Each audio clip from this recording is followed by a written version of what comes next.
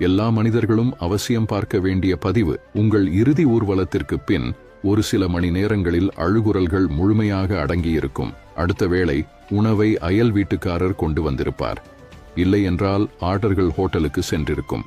பேரன் பேத்திகள் ஓடிப்பிடித்து விளையாடிக் கொண்டிருக்க வந்த கூட்டத்தில் ஓர் இளம் பெண்ணும் ஆணும் காதல் புன்னகையுடன் பரஸ்பரம் போன் நம்பர்கள் மாற்றிக்கொள்வர். படுக்கப் போகும் முன் காலார நடந்து வரலாம் என சில ஆண்கள் தேநீர் கடை வரை சென்றிருப்பர்.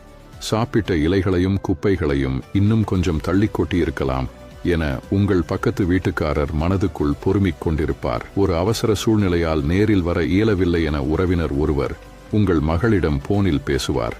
மறுநாள் விருந்தில் கரியில் காரம் போதவில்லை என ஓரிருவர் குறைபட்டுக் கொள்வார்கள். எலும்பை நீக்கி கரியை மட்டும் குழந்தைக்கு ஒரு அம்மா ஊட்டிக் கொண்டிருப்பார். இத்தனை தூரம் வந்தாச்சு, போற வழியில் அங்கேயும் பார்த்துவிட்டு போலாமா என வெளியூர் உறவுகள் சுற்றுலா திட்டங்கள் ரகசியமாய் வகுத்திருப்பர். தன்னுடைய பங்குக்கு மேல் சில 100 ரூபாய்கள் அதிகமாக செலவாகிவிட்டதென ஒரு பங்காளி கணக்கிட்டு நொந்து கொண்டிருப்பார். கூட்டம் மெல்ல மெல்லமாய் கரையத் தொடங்கும். அடுத்து வரும் நாட்களில் நீங்கள் இறந்ததே தெரியாமல் உங்கள் தொலைபேசிக்கு சில அழைப்புகள் வரக்கூடும்.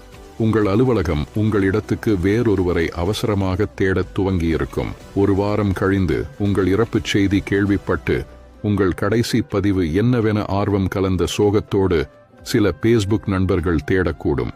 2 வாரங்களில் உங்கள் மகளின் எமர்ஜென்சி லீவு முடிந்து பணிக்கு திரும்பிடுவர். ஒரு மாத முடிவில் உங்கள் வாழ்க்கை துணை டிவியில் வரும் ஏதோ ஒரு நகைச்சுவை காட்சிக்கு சிரிப்பார்.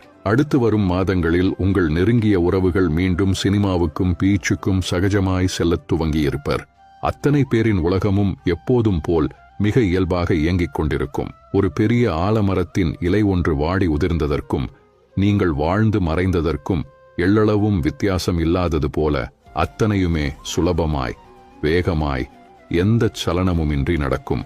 மழை பெய்யும், தேர்தல் வரும், பேருந்துகளில் கூட்டம் வழக்கம் போலவே இருக்கும். ஒரு நடிகைக்கு திருமணமாகும், திருவிழா வரும், உலகக்கோப்பை கிரிக்கெட் திட்டமிட்டபடி நடக்கும். வண்ண வண்ணமாய் பூக்கள் பூக்கும். உங்கள் செல்லப்பூனை அடுத்த குட்டி ஈனும். நீங்களே வியக்கும் வேகத்தில் இந்த உலகத்தால் நீங்கள் மறக்கப்படுவீர்கள்.